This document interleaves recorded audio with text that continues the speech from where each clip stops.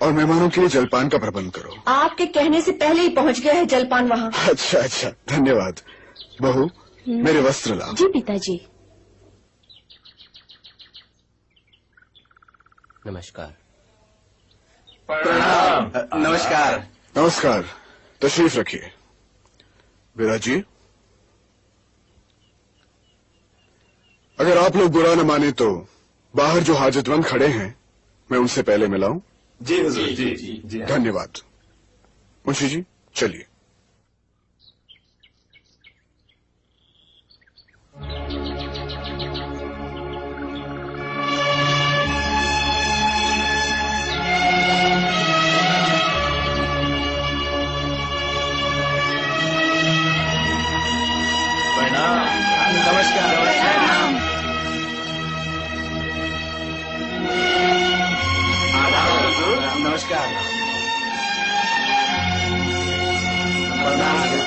नमस्कार। नमस्कार। कहिए, आपकी क्या समस्या है? हजूर माई बाप, हमारी गांव की पंचायत ने जमीन के एक झगड़े में हमारे खिलाफ फैसला किया है। हमारे साथ अन्याय हुआ है हजूर, हम आपसे अन्याय मांगने आए हैं। देखो भाई, बुरा नहीं मानना, लेकिन पंचायत पंचायत होती है और उसका फैसला हमेशा सही होता है, फिर चाहे वो फैसला किसी के भी हक में हो। मुद्दई या मुद्दालय, दोनों को उसे मजबूरन मानना पड़ता है। अगर हम आपका मुकदमा सुनेंगे तो ये पंचायत का अपमान होगा। हमारी आपसे विनती है कि सीधे साधे मामले को पेचीदा न बनाएं। समझ गए ना? जो हुक्म माई बाप। चलो।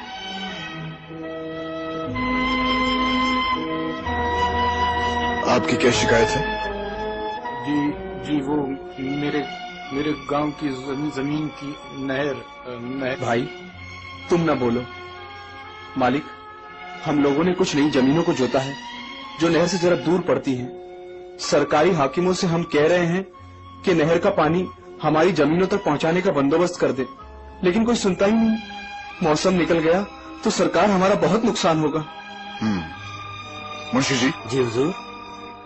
इनके गांवों के नाम और सरकारी अधिकारियों के नाम लिख लीजिए और हमारी तरफ से हुक्म जारी कीजिए कि ये नहर वाला काम 15 दिन के अंदर अंदर हो जाना चाहिए। जी हुजूर। 15 दिन का मतलब 15 दिन मुंशी जी। जी हुजूर। हमारा ये हुक्म लेकर एक कासिद आज ही इन दोनों भाइयों के साथ इनके गांव जाएगा, ठीक है? जी हुजूर। बहुत बहुत धन्यवाद। हाँ भाई, तुम्हारे गांव का पता क्या है? प्रणाम। नमस्कार। नमस्ते। आप लोग कौन हैं? क्या चाहती हैं? बोलो। पूर्णिया जी, हम सब विधवाएं हैं। हमारे पति सुल्तान के लश्कर में थे और युद्ध में लड़ते हुए मारे गए। सुल्तान के हुक्म के अनुसार हमें जो जमीन और पैसों से मदद मिलनी चाहिए थी वो अभी तक नहीं मिली है। हमें बहुत ही परेशानियों का सामना करना पड़ रहा है। ऐसा बिल्कुल नहीं होना चाहिए। ये हमारे लिए बहुत दुख की बात है मुंशी जी। जी हुजूर। आप मीर सादिक को हुक्म दीजिए कि फौरन हमसे आकर मिले। जी हुजूर।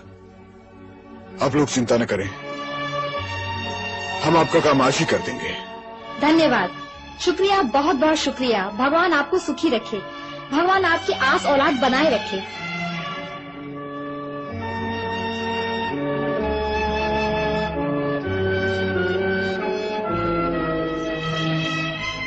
तशरीफ रखिए। धन्यवाद। शुक्रिया।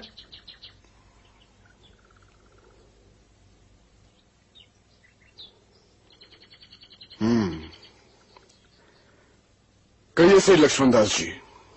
हाँ पुण्यैया जी, टीपू सुल्तान रेशम उद्योग में बड़ी दिलचस्पी ले रहे हैं। सुना है इसको बढ़ावा देने के लिए कई योजनाएं भी बना रहे हैं। जी हाँ, आपने ठीक सुना है।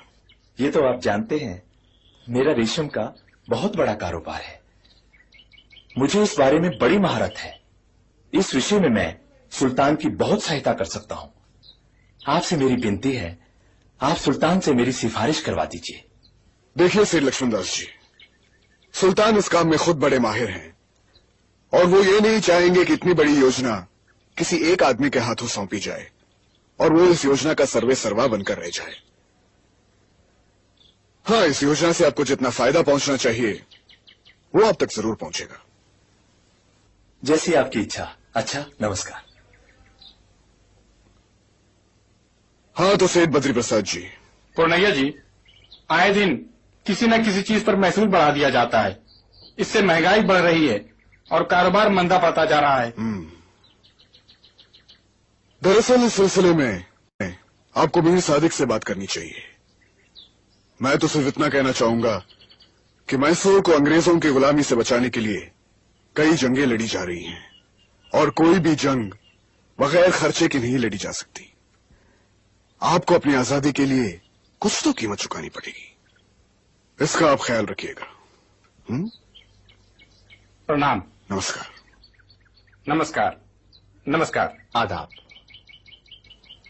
हाँ तो बाकर खान साहब, बात यह है पूर्णिया जी कि आजकल यहाँ फ्रांसीसी अफसर आए हुए हैं। मैं चाहता हूँ कि आपके जरिए उनसे मिलकर फ्रांस से कुछ कारोबार का सिलसिला शुरू किया जाए। वैसे भी हमारी कई सन्नतें ऐसी हैं जिन्हें वहाँ बेहद पसंद किया जा सकता है, मसलन हाथी दांत की बनी हुई चीजें। जी, लेकिन ख्याल रहे कि इसके लिए कोई हाथी मारा न जाए।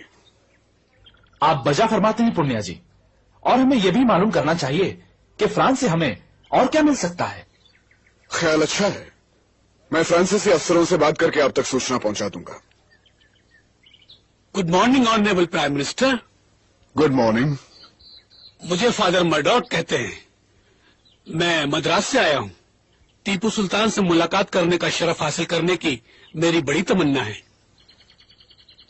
अवश्य, हम आपकी तमन्ना जरूर पूरी करेंगे। शुक्रिया। माँ जी, कब से भोजन परोसा रखा है, चलिए ना, आप तो खा लीजिए, खाना ठंडा हो जाएगा। नहीं बहू, तुम खा लो। जब तक हनुमंत के पिताजी नहीं खा लेते, मैं नहीं खाऊंगी। सुबलक्ष्मी, मैंने तुमसे कितनी बार कहा है, मेरी प्रतीक्षा मत किया करो। जब भी तुम्हें भूख लगे खाना खा लिया करो।